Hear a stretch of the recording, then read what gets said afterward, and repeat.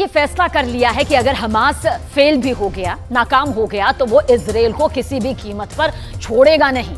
Iran ने रूस को ऐसे हथियार यहां पर मिलने वाले हैं जिनसे पहला हमला इजराइल और अमेरिका के अड्डों पर किया जाना फाइनल भी हो चुका है।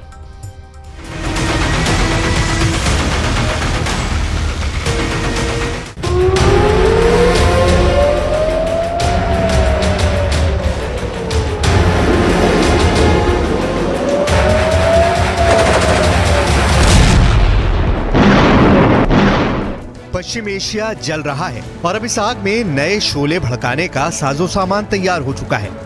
इजराइल और अमेरिका के लिए बहुत बुरी खबर ईरान से आई है। ईरान को मिलने जा रहा है सुखोई 35 फाइटर जेट और Mi-28 अटैक हेलीकॉप्टर। रूस से दोनों हथियार मिलने जा रहे हैं। इसके अलावा रूस से ईरान को याक 130 ट्रेनर जेट भी मिलेगा, जिससे ईरान के फाइटर पायलट्स की ट्रेनिंग और बेहतर हो जाएगी। सवाल है कि ये ताकत मिलने के बाद अब इजराइल से कैसे टकराएगा ईरान। पश्चिम एशिया में ईरान की फाइटर गोलाबंदी शुरू हो चुकी है।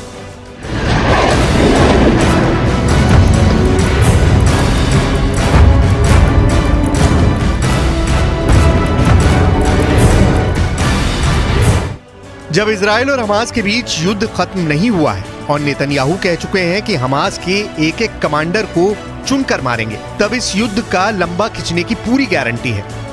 गाजा की आग कैसे पूरे पश्चिम एशिया को जला सकती है, इसका 1 महीने का ट्रेलर पूरी दुनिया ने देखा है। 15,000 लोगों की मौत तो सिर्फ शुरुआती कही जा सकती है, क्योंकि इजराइल का बॉम्बिंग मिशन अब गाजा से निकलकर बाहर भी जा सकता है और इसका सबसे बड़ा टारगेट अगर कोई बन सकता है तो वो है ईरान और साथ में वो मिलिशिया जो ईरान के साथ है। इसीलिए सुखोई 35 और Mi-28 अटैक हेलीकॉप्टर को लेकर रूस और ईरान की डील पर पूरी दुनिया में चर्चा हो रही है। सवाल है कि सुखोई 35 जैसे लॉन्ग रेंज फाइटर के टारगेट पर कौन सा देश होगा? क्या इस फाइटर जेट के टारगेट पर खाड़ी में अमेरिका के अड्डे होंगे या फिर ईरान अब इजराइल पर हमले के लिए तैयार हो रहा है?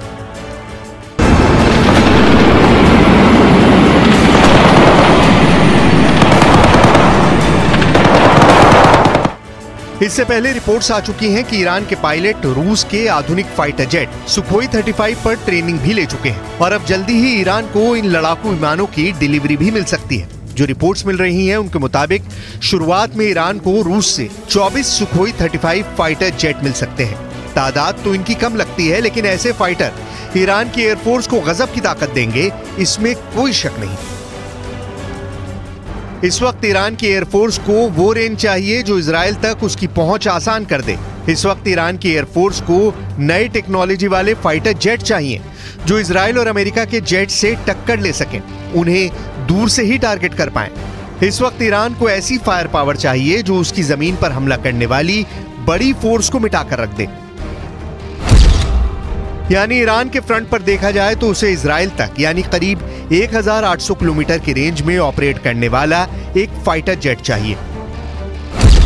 सुखोई 35 के आने से ईरान की जरूरत काफी हद तक पूरी हो जाएगी। साथ में उसे अपने समुद्री मोर्चे पर घुसपैठ करने वाली फोर्स को रोकने के लिए अटैक हेलीकॉप्टर भी चाहिए और उसकी ये डिमांड Mi-28 जैसा अटैक हेलीकॉप्टर पूरी करेगा। यानी अगर ईरान पर वैसे ही हमला हो जैसे 2003 में इराक पर हुआ तो उसके अटैक हेलीकॉप्टर हमलावर फौज को रोक सके। इनमें सुखोई 35 ऐसा कमाल का फाइटर जेट है जिसका इस्तेमाल रूस अभी यूक्रेन के खिलाफ भी कर रहा है और लॉन्ग रेंज टारगेट्स के अलावा एयर डोमिनेंस में इस फाइटर का कोई जवाब नहीं। इस फाइटर जेट के मुकाबले में यूक्रेन के पास भी कुछ नहीं है और इसे रोकने के लिए ज़ेलेंस्की फिलहाल नेटो से मिले एयर डिफेंस सिस्टम पर ही निर्भर है। इसीलिए सुखोई 35 और इसकी फायर पावर की कुछ खास बातें जान लीजिए। आपको इस वेपन सिस्टम के टारगेट समझ में आ जाएंगे। रूस अब सुखोई 35 की बहुत ही आक्रामक मार्केटिंग भी कर रहा है। सुखोई 35 चौथी जनरेशन के आगे का लड़ाकू विमान है। सुखोई 35 बहुत ज्यादा खतरनाक है। इसमें passive electronically scanned array radar लगा है जो 400 किलोमीटर के दायरे में टारगेट को पहचान सकता है। कुल मिलाकर ये भारत के सुखोई 30 MKI का आधुनिक रूप है जिसमें ज्यादा मजबूत इंजन है। ये थ्रस्ट वेक्टर कंट्रोल के साथ क्लोज एयर कॉम्बैट में दुनिया का सबसे बेहतरीन जहाज कहलाया जाता है। इसकी सटीक बॉम्बिंग सीरिया और यूक्रेन में मिसाल बन चुकी है। ये वो फाइटर है जिसने सीरिया में ISIS की कमर तोड़ दी। ये वो लड़ाकू विमान है जिसे पुतिन का अहंकार बताया गया, जिस फाइटर को दुनिया की कई एयरफोर्स खरीदना चाहती है। रशियन एयरफोर्स के पास अभी 100 से ज्यादा सुखोई 35 है। ये यूक्रेन में पुतिन के स्पेशल एयर ऑपरेशन का सबसे अहम हिस्सा या कहें रूस के एयर स्ट्राइक मिशन का लीडर बना हुआ है। 2024 तक रूस की एयरफोर्स को ऐसे 30 और जहाज दिए जाने की तैयारी है। इसीलिए कहा जा सकता है कि रूस का ये जहाज बहुत स्पेशल है, जो ईरान के एयरफोर्स की मौजूदा फायर पावर को कई गुना बढ़ा देगा। चीन ने भी इसी फाइटर जेट में भरोसा दिखाया है। चीन अब तक सुखोई 35 का सबसे बड़ा ग्राहक रहा है। उसके पास ऐसे 24 जहाज हैं।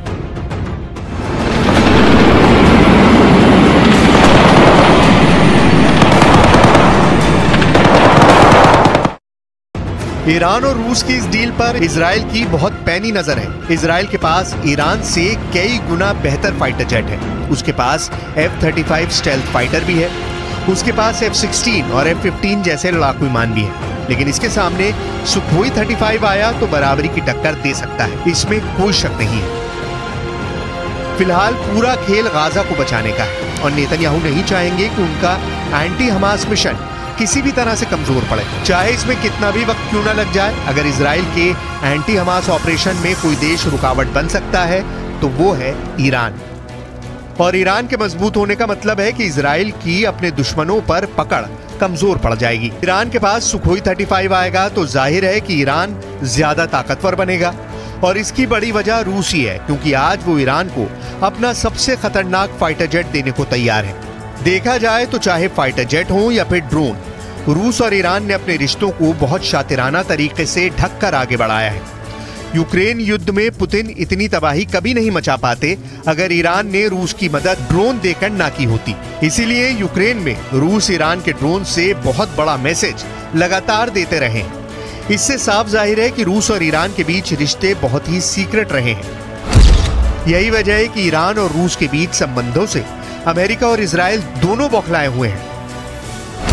एक तरफ से अब पुतिन ने युद्ध वाला कंट्रोल ईरान में शिफ्ट कर दिया है।